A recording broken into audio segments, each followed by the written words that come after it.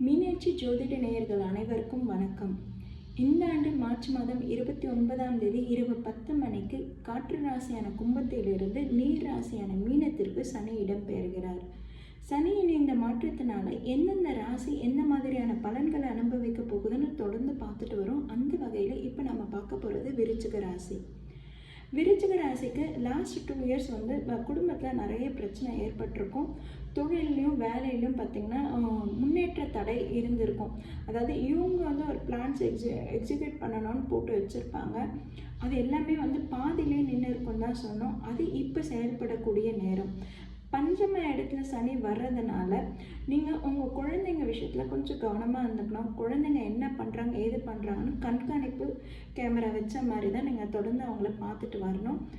நீங்கள் உங்கள் குலதெய்வ வழிபாடை இந்த 2 ஆண்டு காலம் தொடரும்போது உங்களுக்கு வரப்போகிற பிரச்சனைகள் குறையும். அதாவது முக்கியமாக பார்த்திங்கன்னா குழந்தைங்களால உங்களுக்கு பிரச்சனை வரும், குழந்தைங்களால அவமானம் வரும், அவமானம் ஏற்படுற சூழ்நிலை வரும். குழந்தைங்க என்ன தப்பு பண்ணுறோன்றத தெரியாமல் அவங்களே ஏதாவது ஒரு சிக்கலை மாட்டிட்டு உங்களுக்கும் பிரச்சனையை உண்டாக்குவாங்க.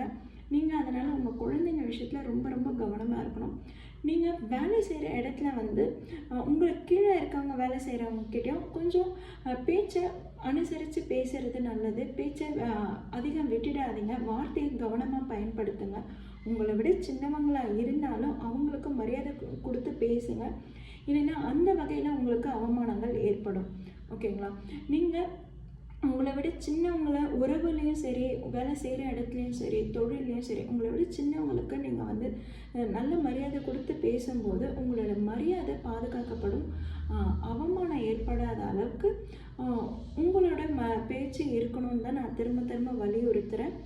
நீங்கள் இப்போ குலதெய்வ வழிபாடை தொடர்ந்து பண்ணும்போது உங்களுடைய பிள்ளைகளுக்கு கல்வி முன்னேற்றம் அதிகரிக்கும். அவங்களோட உடல் ஆரோக்கியம் மேம்படும்.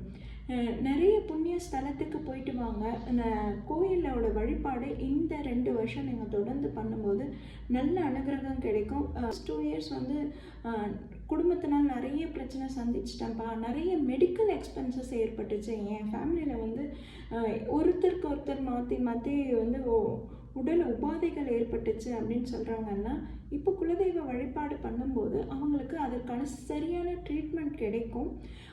அதே நேரத்தில் வேலையில் பார்த்திங்கன்னா ஒரு நல்ல முன்னேற்றம் இருக்குது. க்ரியேட்டிவிட்டி அதிகமாக இருக்கும். உங்களால் மற்றவங்கக்கிட்ட எப்படி வேலை வாங்கணுன்ற திறமை இருக்குது. உங்களால் மற்றவங்கக்கிட்டேருந்து நல்ல வேலை வாங்க முடியும். அவங்கள எப்படி நம்ம கோப்பப் பண்ணால் எப்படி தட்டி கொடுத்து வேலை வாங்கணுன்றது உங்களுக்கு நல்லாவே தெரியும். அதில் உங்களுக்கு வேலை தொழிலில் உங்களுக்கு ஒரு நல்ல முன்னேற்றம் இருக்குது. பண வரவு நல்லாவே இருக்குது. பண வரவு ரொம்ப நல்லா இருக்குது. க்ரியேட்டிவிட்டி அண்ட் கன்ஸ்ட்ரக்ஷன் தொழிலில் யாரெல்லாம் இருக்கிறாங்களோ அவங்களுக்குலாம் நல்ல முன்னேற்றம் தான் இருக்குது. நீங்கள் இந்த ஆண்டு குலதெய்வ வழிபாடை தொடர்ந்து பண்ணும்போது வாழ்க்கையில் நல்ல முன்னேற்றம் இருக்குங்க.